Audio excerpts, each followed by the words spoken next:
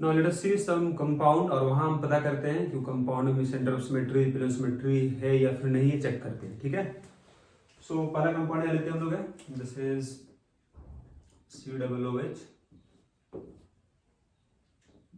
OH, H और CH3। ठीक है, तो अगर इस कंपाउंड में देखो आप, यहाँ भी कायरल कार्बन प्रेजेंट है क्योंकि ये कार्बन कायरल है, और यहाँ भी कोई सिमेट्री प्रेजेंट नहीं होगा, सेंटर ऑफ सिमेट्री नहीं है, प्लेन ऑफ सिमेट्री भी नहीं होगी, क्योंकि चार ग्रुप अलग अलग है तो सिमेट्री का बात ही नहीं होगा। ठीक है, क्योंकि ये कार्बन जो है दिस इज टेट्राहेड्रल, तो भले इसको हम इस तरह से प्लेन में दिखाएं लेकिन रियल में प्लेन में नहीं है। रियल में कंपाउंड कुछ ऐसा होगा, जैसे कार्बन अगर है तो दो बॉन्ड अगर बांधे प्लेन में, एक बॉन्ड प्लेन के अंदर जाएगा, एक बॉन्ड प्लेन के बाहर जाएगा। तो अगर सपोज यहाँ बनाते हो COOH को, यहाँ बनाते हो आप सपोज CH3 को, एक H हो गया, एक OH हो जाएगा, कुछ ऐसा। ठीक है ना, सो इसका मीनिंग हम पहले बता भी चुके हैं, फिर से हम बता दे रहे हैं आपको कि इसका मतलब होता है कि ये दोनों लाइन जो यहाँ दिख रहा है इसका मतलब ये ऑन द प्लेन है, ऑन द प्लेन मतलब बोर्ड का जो प्लेन होगा उसी प्लेन में दोनों बॉन्ड होगा। और ये जो सॉलिड यहाँ दिखा रहे हैं इस तरह से हम लोग इस तरह का करके दिखाया गया, इसका मतलब this is out of plane, ये बॉन्ड जो होगा प्लेन के बाहर होगा, और इसका मतलब होगा इनटू द प्लेन, या इनटू द प्लेन बोले या फिर प्लेन के अंदर होगा। क्लियर है, तो कंपाउंड को हम इस तरह से दिखाते हैं, इसको बोलते हैं this is known as Fischer projection, जहां हम केवल लाइन से दिखा देते हैं। ठीक है ना, सो पहले तो यही समझ लो आप कि कंपाउंड में कोई सिमेट्री है या नहीं है, तो नहीं है क्योंकि यहाँ चार ग्रुप अलग अलग है, और कंपाउंड आपके पास टेट्राहेड्रल इस तरह से होगा कार्बन, तो यहाँ देख लो आप, अगर आप सेंटर अगर यही मान लो, एक तरफ COOH होगा तो उसी प्लेन में इधर COOH नहीं है, प्लेन के अंदर अगर हाइड्रोजन है तो प्लेन के बाहर हाइड्रोजन नहीं है, तो यहाँ कोई सिमेट्री नहीं है, तो सेंटर ऑफ सिमेट्री यहाँ नहीं होगा, साथ ही प्लेन सिमेट्री भी यहाँ नहीं होगा, क्योंकि कार्बन जो यहाँ पर है जैसे टेट्राहेड्रल कार्बन, और वो स्पेस में होगा, वो 3D में होगा, एक प्लेन में ऐसा लाइनिंग करेगा। ठीक है ना, ठीक है, इसमें कोई सिमेट्री नहीं है। इसका मतलब क्या बोले आपको, compound should be optically active, मतलब इसका मिरर इमेज जो बनेगा वो इसमें सुपर इम्पोज नहीं करेगा। तो चूंकि इस कंपाउंड में कोई सिमेट्री नहीं है, इसका मतलब ये होगा इस कंपाउंड का मिरर इमेज जो बनेगा वो इसमें सुपर इम्पोज नहीं करेगा। सो let us make the mirror image, ये हो गया आपका मिरर इमेज इस कंपाउंड का। ठीक है ना, सो अगर आप इसको सुपर इम्पोज करो इसमें, मतलब इसका मतलब क्या बोले थे आपको हम कि अगर इस कंपाउंड को आप इसके ऊपर रख दो तो क्या सुपर इम्पोज कर जाएगा, मतलब हर एक ग्रुप के ऊपर सेम ग्रुप आना चाहिए। मतलब अगर इसको सीधा इस तरह से रख दो आप, COOH के ऊपर COOH आएगा, इसका मतलब ये दोनों ग्रुप आपस में सुपर इम्पोज करेगा, लेकिन हाइड्रोजन है और उसके ऊपर कौन आ जाएगा, OH आ जाएगा, यहाँ OH के ऊपर कौन आ जाएगा, H आ जाएगा। ठीक है, तो सुपर इम्पोज नहीं करने वाला है। ठीक है ना, इसका मतलब ये होगा कि एक कंपाउंड अगर डेक्स्ट्रो होगा दूसरा कंपाउंड क्या हो जाएगा, लीगो हो जाएगा, है ना। तो अब ये आप कंफर्मली ये नहीं बोल सकते हो कि यही कंपाउंड डेक्स्ट्रो होगा, इसमें से कोई एक डेक्स्ट्रो अगर होगा दूसरा लीगो होगा, क्योंकि ये पता करते हैं हम लोग एक्सपेरिमेंट से। एक्सपेरिमेंटली अगर रोटेट करेगा राइट हैंड साइड की तरफ PPL को तो डेक्स्ट्रो होगा, अगर रोटेट करेगा लेफ्ट की तरफ तो हो जाएगा आपका लीगो हो जाएगा। क्लियर है बात। सो कुछ हम कंपाउंड यहाँ और मिल लेते हैं। देखिए इस अगर यहाँ कंपाउंड लिया जाए आपको COOH,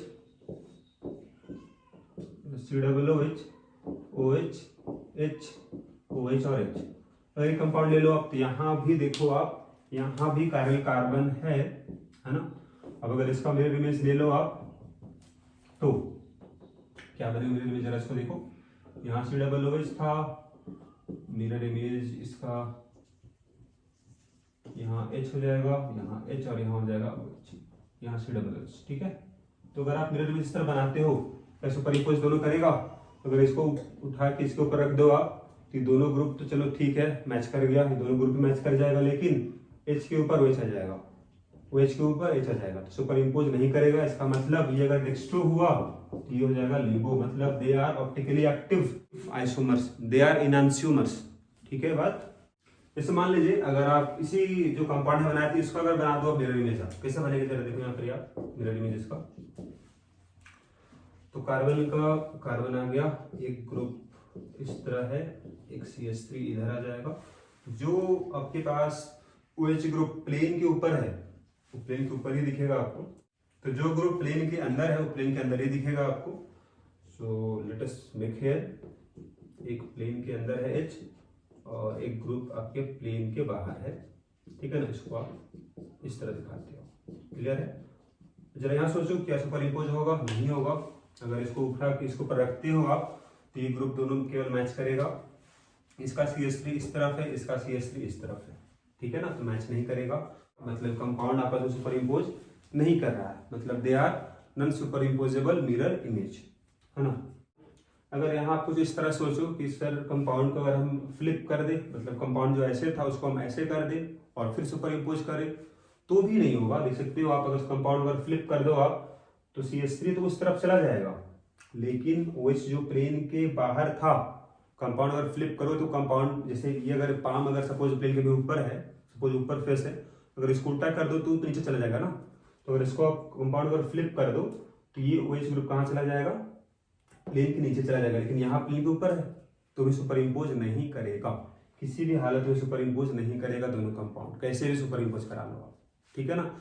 जिस तरह से आपका हैंड जो है right hand left hand super impose नहीं करेगा आपस में, उसी तरह से दोनों कंपाउंड सुपर इम्पोज नहीं करेगा। That's why they are chiral compound भी बोलते हैं, क्लियर है। सो यहाँ पर आप तो ये बना लिए दो कंपाउंड। अभी आप सपोज इसका एक और हम कंपाउंड बनाते हैं, सेम वहाँ पर फॉर्मूला है COOH यहाँ पर ये, और यहाँ पर देखो OH है, OH है और यहाँ COOH है, क्लियर है। और इसका मेरे इमेज क्या बन जाएगा, जरा इसको देखो, COOH यहाँ OH आ जाएगा, यहाँ OH होगा, यहाँ COOH होगा। क्या दोनों सुपर इम्पोज करेगा आपस में? जरा यहाँ चेक करो इस वाले केस में क्या सुपर इम्पोज करेगा दोनों आपस में। तो सुपर इम्पोज तो कर गया, सुपर इम्पोज कर जाएगा, लेकिन H के ऊपर OH आएगा। तो इसका एक उपाय ये भी तो है कि आप कंपाउंड को रोटेट कर दो। तो कंपाउंड को आप फ्लिप नहीं कर सकते हो, क्योंकि फ्लिप करने से क्या होता है ना कि जो बॉन्ड प्लेन के ऊपर होगा वो प्लेन नीचे चला जाएगा, ठीक है ना। तो फ्लिप नहीं करो, लेकिन यहाँ पर ये काम तो कर सकते हो ना आप कि कंपाउंड को आप रोटेट ही कर दो प्लेन में। सपोज ये पाम था, तो अगर इसको आप रोटेट कर दो तो जो बॉन्ड प्लेन के ऊपर था ऊपर ही रहेगा, जो नीचे था वो नीचे ही रहेगा, है ना जी। प्लेन के ऊपर ये हो गया, प्लेन के नीचे से पीछे हो गया, ठीक है। तो सेम डायरेक्शन सेम रहेगा। अगर इसको आप उसी का प्लेन में अगर इसको आप रोटेट करो तो इसको हम कंपाउंड को रोटेट तो कर सकते हैं ना। तो अगर इस कंपाउंड को आप घुमा दो तो घुमाने से क्या हो जाएगा, अगर इसको आप रोटेट कर दो 180 degree in plane of board, है ना, बोर्ड का प्लेन में रोटेट कर दो। यहाँ एक बात ये भी यहाँ कर लेते हैं हम लोग है, नो फ्लिपिंग, कंपाउंड को फ्लिप नहीं करना है। क्यों फ्लिप नहीं करना है? क्योंकि फ्लिपिंग करने से क्या होता है, जो बॉन्ड प्लेन के बाहर होता है वो प्लेन के अंदर चला जाता है, तो उस केस में आपका सुपर इम्पोज तो नहीं करेगा। सो इसको आप चलो रोटेट कर देते हैं यहाँ पर, तो ग्रुप ऊपर है, ये ग्रुप नीचे आ जाएगा और ये दोनों आप इस तरफ आ जाएगा। मतलब यहाँ पर कुछ इस तरह का आपको देखने को मिलेगा, क्लियर है। तो अब दोनों कंपाउंड सेम ही है, कोई कंपाउंड घुमा दिया गया है। अगर सपोज यही कंपाउंड आपके पास होता, अगर इसको आप रोटेट कर देते तो कंपाउंड बदल तो नहीं जाता ना। तो कंपाउंड हम केवल घुमा दिए हैं, अब सुपर इम्पोज हो रहा है फिर नहीं हो रहा है? बिल्कुल हो रहा है सुपर इम्पोज, देख सकते हो आप, बिल्कुल ही सुपर इम्पोज हो रहा है। इसका मतलब ये होगा कि दोनों मिरर इमेज जो है वो आपका non super imposable mirror image नहीं होगा, है ना जी। इसका मतलब ये कंपाउंड जो है ऑप्टिकली इनएक्टिव है। तो इनएक्टिव है, क्यों है? जरूर यहाँ पर सिमेट्री रहा होगा, लेट अस चेक हियर। तो यहाँ देखो, this is our plane of symmetry, यहाँ POS प्रेजेंट है। अगर ऐसे इसको कट कर दो हाफ मिलेगा, एग्जैक्टली हाफ मिलेगा। इसका मिरर इमेज ये बनेगा, मतलब this compound is optically inactive, this is optically inactive compound हो जाएगा, क्लियर है। और we can call it achiral, this is achiral, मतलब कायरल नहीं है। या फिर बोल सकते हैं यहाँ पर आप दिस इज मेसो कंपाउंड। जैसे आपको हम पहले बता चुके हैं कि ऑप्टिकली इनएक्टिव कंपाउंड जो है मेसो कंपाउंड होता है आपके पास है। This is example of meso compound. तो मेसो कंपाउंड किसको बोलोगे? इसमें कायरल कार्बन भी है और प्लेन सिमेट्री प्रेजेंट है ना। तो अगर आपको बोलना हो what is the meaning of meso compound, वैसा कंपाउंड जिसमें कायरल कार्बन तो है लेकिन ऑप्टिकली इनएक्टिव है due to plane of symmetry, उसको बोलेंगे हम मेसो कंपाउंड, क्लियर है। जैसे यहाँ अगर देखो आप इस वाले केस में यहाँ कोई सिमेट्री प्रेजेंट नहीं है। अगर बोलोगे आप कि सर यहाँ तो सेंटर ऑफ सिमेट्री दिखने में दिख रहा है आपको कि यहाँ सेंटर मान लेते हैं इस जगह पे हम, एक हाइड्रोजन इधर है तो एक हाइड्रोजन इधर है, फिर OH है तो इस सेम डिस्टेंस पर OH मिलेगा, C OH, तो यहाँ सेंटर ऑफ सिमेट्री प्रेजेंट है। लेकिन आपने बोला कि आपका दिस इज ऑप्टिकली एक्टिव है, ऐसा कैसे हो गया? तो जरा यहाँ ध्यान से देखो, this is in Fischer projection. Real में चारों यहाँ जो बॉन्ड दिख रहा है आपको, दोनों बॉन्ड प्लेन में नहीं है, प्लेन में नहीं है, तो अब कहाँ पर ही है? तो उसके लिए हमको यहाँ सीखना होगा how we can draw Fischer projection, है ना। तो फिशर प्रोजेक्शन जो यहाँ बनाए हम लोग हैं, लाइन से वर्टिकल लाइन है, हॉरिजॉन्टल लाइन, इसका मीनिंग क्या होता है तो उसको यहाँ हम एक जरा बता देते हैं शॉर्ट में। देखिए, अगर आप इस तरह से दिखाते हो, बीच में अगर कार्बन है, ठीक है ना, तो वर्टिकल जो बॉन्ड होगा, वर्टिकल बॉन्ड होगा, जैसे A है, यहाँ B प्रेजेंट है, यहाँ C, यहाँ D प्रेजेंट है, तो वर्टिकल जो बॉन्ड होगा, वर्टिकल बॉन्ड जो होगा, इसको हम बिलो द प्लेन एज्यूम करते हैं। और जो बॉन्ड आपका हॉरिजॉन्टल में है, हॉरिजॉन्टल में है, तो हॉरिजॉन्टल बॉन्ड जो हो जाएगा, they are above the plane, ठीक है। हॉरिजॉन्टल बॉन्ड जो होगा, they are above the plane, above the plane. Clear है बात? तो ये पॉइंट आपके लिए इंपॉर्टेंट होगा जानना। मतलब इसी कंपाउंड को यहाँ दिखा सकते हैं कुछ इस तरह से, देखो, you can represent this compound as, मतलब बीच में कार्बन था तो दो वर्टिकल जो है वो क्या है आपका बिलो द प्लेन है, तो बिलो द प्लेन मतलब इसको हम दिखाएंगे इस तरह से, यहाँ पर A है, यहाँ पर B है, और क्या बोले आपको हम, हॉरिजॉन्टल बॉन्ड कहाँ पर है, अबव द प्लेन, मतलब इसको दिखाओ कुछ इस तरह से, आप इस तरह से दिखा दोगे, C होगा और D होगा। कंपाउंड कभी अगर आपको मिलता है वर्टिकल और हॉरिजॉन्टल लाइंस में, इसका मतलब ये होगा कि हॉरिजॉन्टल वाला जो बॉन्ड है वो अबव द प्लेन है, वर्टिकल वाला बिलो द प्लेन है। तो अब यहाँ सोच के देख लो आप, हॉरिजॉन्टल में है ना, तो ये दोनों क्या होगा, अबव द प्लेन होगा, मतलब ये बॉन्ड कुछ ऐसा होगा, अबव द प्लेन होगा, ये भी अबव द प्लेन होगा। तो यहाँ सोच के देखो आप, एक हाइड्रोजन यहाँ अबव द प्लेन है, एक यहाँ भी अबव द प्लेन है। हम क्या बोले थे कि इक्वल डिस्टेंस मूव करोगे आप अपोजिट डायरेक्शन में, लेकिन यहाँ वैसा नहीं है।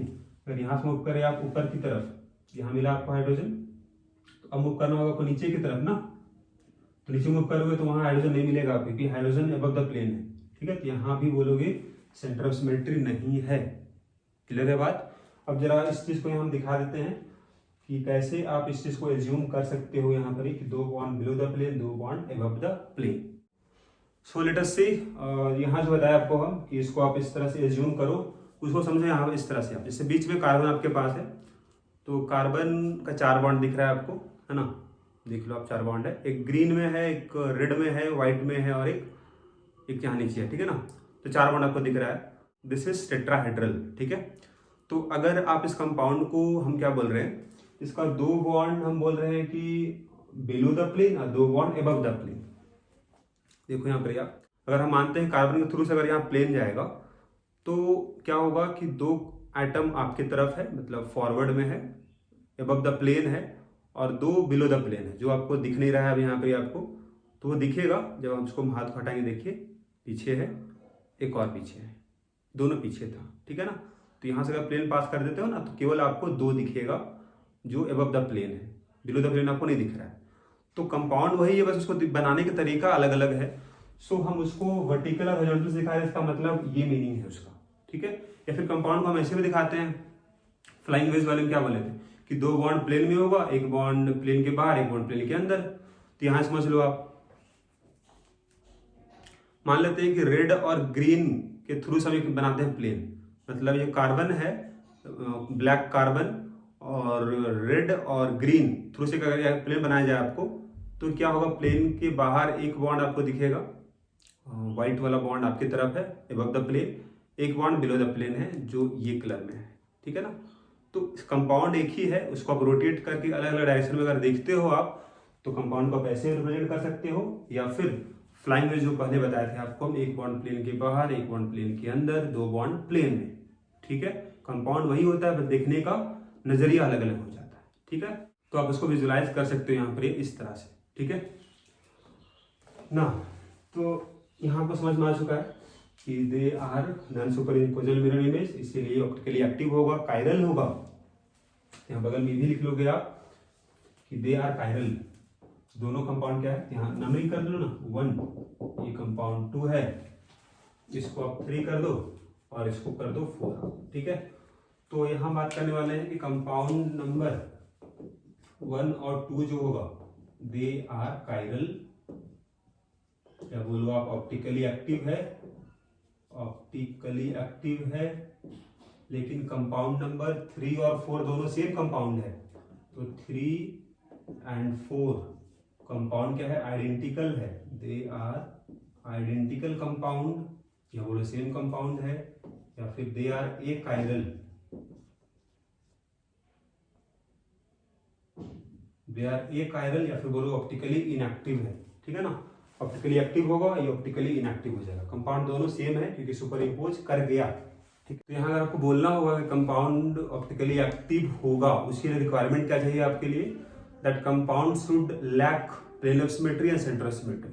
इस कंपाउंड में कोई सिमेट्री नहीं होना चाहिए, तभी कंपाउंड क्या होगा, ऑप्टिकली एक्टिव होगा। और इस कंपाउंड का मिरर इमेज जो होगा that will be non super imposable mirror image. दोनों को हम they are known as chiral compounds, optically active compounds, they are also known as enantiomers, ठीक है। सो हम नेक्स्ट देख लेते हैं nomenclature in optical isomers. Nomenclature in optical isomers, क्योंकि इससे पहले बता चुके हैं आपको नोमेनक्लेचर इन सिमेट्रिकल आइसोमर। उसमें बताया था आपको हम सिस ट्रांस, है ना, सिन एंटी जेड ई, उसी तरह से यहाँ भी होगा, because they have same IUPAC name, because they have same connection between atoms, इसीलिए आईपीएसी नेम तो सेम होगा। इसीलिए हम यहाँ देते हैं नोमेनक्लेचर, ताकि आप पता कर पाओ कि किस आइसोमर के बारे में बात हो रहा है, ठीक है। सो एग्जाम्पल यहाँ एक बार देख लो। अगर हम कंपाउंड यहाँ दिखाते हैं कुछ इस तरह का, लेट अस सी है, यहाँ पर सपोज COOH है, यहाँ CH3 है, H और यहाँ पर OH है। अगर ये कंपाउंड है, अगर इसका ले लो आप मिरर इमेज, तो किस तरह का बनेगा, इसे COOH हो जाएगा और CH3 बना दोगे इस तरफ, एक बॉन्ड प्लेन के बाहर, एक प्लेन के अंदर हो जाएगा, ठीक है, ऐसा बना लीजिए। तो ये दोनों कंपाउंड क्या है, they are optical isomers, they are chiral compounds. अब यहाँ पर हम बोले कि इसका नोमेनक्लेचर क्या होगा, what is the IUPAC name. तो आईपीएसी नेम अगर लिखना होगा आपको तो 1 2 3 करोगे, तो यहाँ 2 में हाइड्रोक्सी ग्रुप है, दिस इज 2 हाइड्रोक्सी, 3 कार्बन का चेन है, this is propane oic acid, clear है। यहाँ वही हो जाएगा 1 2 3 लॉन्गेस्ट कार्बन चेन ये हो गया, 2 पे हाइड्रोक्सी है, 2 हाइड्रोक्सी, फिर 3 कार्बन है लॉन्गेस्ट कार्बन चेन में, so this is propanoic acid. तो दोनों का आईपीएसी नेम तो सेम ही होगा, तो इसको हम डिफरेंशिएट कैसे करते हैं, लेट अस सी। तो पहले हम सीखते हैं आपका डीएल नोमेनक्लेचर, ठीक है। तो डीएल नोमेनक्लेचर जो है दिस इज गिवन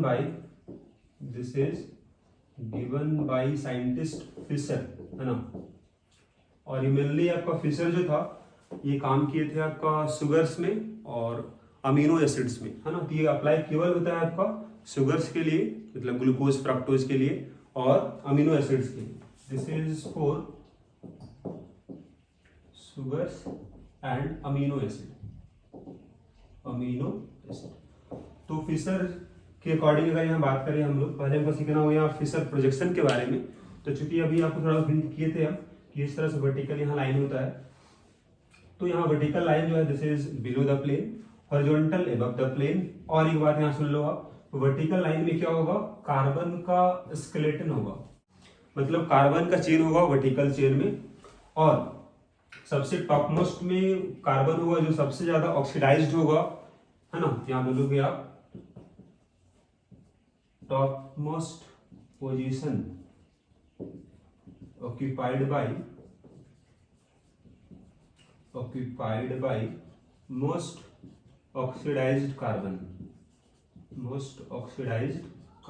मतलब फर्स्ट ग्रुप यहाँ बोल सकते हो आप, जैसे COOH ग्रुप हो गया, एल्डिहाइड हो गया, कीटोन हो गया, वो ऊपर होगा, ठीक है ना। फिर अगर यहाँ बोला जाए आपको कि वही हॉरिजॉन्टल बॉन्ड्स में क्या होगा, तो it can be OH group हो गया, या फिर NH2 ग्रुप हो जाएगा, या फिर हाइड्रोजन होगा। तो ये सब ग्रुप आपके पास हॉरिजॉन्टल में होता है। अगर शुगर लोगे तो शुगर में OH ग्रुप प्रेजेंट होता है। अगर अमीनो एसिड लोगे तो हाँ NH2 ग्रुप प्रेजेंट होता है, ठीक है। तो ये तो बात हुआ आपको यहाँ पर कैसे बनाओगे आप आपका फिशर प्रोजेक्शन। तो दिस इज फॉर, इसको हम बोलते हैं फिशर प्रोजेक्शन, ठीक है ना। अगर आपको नेमिंग लिखना है, डीएल नोमेनक्लेचर करना है, तो उसके लिए सबसे पहले आपको लिखना कंपाउंड को होगा in Fischer projection. So let us see example here. अगर यहाँ सपोज कंपाउंड लिखा जाए इस तरह का, यहाँ सपोज एल्डिहाइड है, यहाँ CH3 है, यहाँ OH और यहाँ पर H है, तो यहाँ पे कार्बन कार्बन प्रेजेंट है। अगर इसका मिरर इमेज लोगे आप तो CH2 है, यहाँ OH, यहाँ पर H और यहाँ पर CH3 आ जाएगा। तो यहाँ पर देख सकते हो आप इस कंपाउंड में के पास OH ग्रुप प्रेजेंट है, जो यहाँ बोला गया था OH ग्रुप प्रेजेंट होता है आपका शुगर में है। तो सपोज यहाँ OH ग्रुप प्रेजेंट है, ठीक है ना। तो अगर यहाँ ये देखा जाए आपको कि इसका नेमिंग क्या होगा, D होगा कि L होगा, तो आप देखना कायरल कार्बन जो है वहां पर देखो आप OH ग्रुप लेफ्ट में है कि राइट में है। यहाँ OH ग्रुप जो है राइट में है और यहाँ पर लेफ्ट में है। तो लेफ्ट में अगर है तो इसका नाम L हो जाएगा, मतलब L होगा, फिर पूरा नाम लिख लोगे इसका IUPAC नेम को, इसका नाम हो जाएगा D और फिर पूरा नाम हो जाएगा IUPAC नेम, ठीक है ना। अब ये कैपिटल D कैपिटल L जो यहाँ लिखा गया है, this is different from small d small l। Small d small l क्या बता रहा था, वो बता रहा था आपको ऑप्टिकल रोटेशन के बारे में, कि अगर हम PPL को पास कर दे उस कंपाउंड का सॉल्यूशन से तो रोटेट करेगा क्लॉकवाइज एंटी क्लॉकवाइज। लेकिन यहाँ पर ही DL क्या बताएगा, DL बताएगा आपको कॉन्फ़िगरेशन बता रहा है कि OH ग्रुप किस डायरेक्शन में प्रेजेंट है इस कंपाउंड में। तो कोई रिलेशन नहीं है कैपिटल D कैपिटल L का स्मॉल d स्मॉल l के साथ, ठीक है ना। ग्लूकोज हम बात करते हैं, तो ग्लूकोज का फॉर्मूला आपको मालूम ही है, एल्डिहाइड होता है OH group OH group OH group OH group, यहाँ होता है CH2OH। फॉर्मूला क्या होता है ग्लूकोज का आपको मालूम है, जैसे C6H12O6, दिस इज ग्लूकोज। अब यहाँ बताना होगा ग्लूकोज जो है इसमें कितना कायरल कार्बन है। This are chiral carbon 1 2 3 4 chiral carbon, clear है। तो इसका नेमिंग क्या लिखोगे आप, DL जो बताया भी आपको हम। तो यहाँ का तरीका ये है, सबसे लास्ट कार्बन को देखो आप, इसका कॉन्फ़िगरेशन क्या है, तो ये आपका राइट हैंड साइड में मतलब दिस इज D ग्लूकोज हो जाएगा।